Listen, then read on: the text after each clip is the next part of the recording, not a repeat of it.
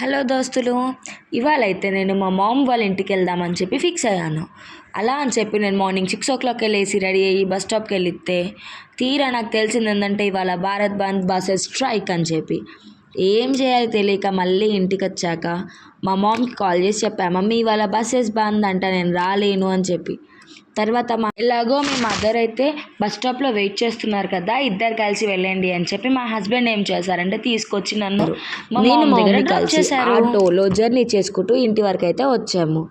కానీ ఈ ఆటో వాళ్ళు ఏం చేశారంటే 100 రూపీస్ ఉన్న దగ్గర 200 చేశారు, 50 ఉన్న దగ్గర 100, డబల్ రేట్స్ చేశారు.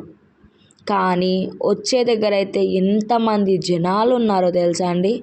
అందులో మళ్ళీ మా చిన్నోడు ఒక్కటే అల్లరి ఆటోలో. అరే వీళ్ళున్నారు వాళ్ళున్నారని ఏదీ లేదు మా చిన్నోనికి అయితే. మంచిగా ఎంత బాగా ఆడుకున్నాడంటే అంత బాగా ఆడుకున్నాడు. మళ్ళీ బయట చెట్లను చూసుకుంటా వాటిని చూసుకుంటా ఇలా అయితే మేము మా డేని అయితే ఎంజాయ్ చేసుకుంటూ మా మామ్ వాళ్ళ ఇంటికి వచ్చాము. ఇదైతే ఎప్పటికీ గుర్తుండిపోతుంది.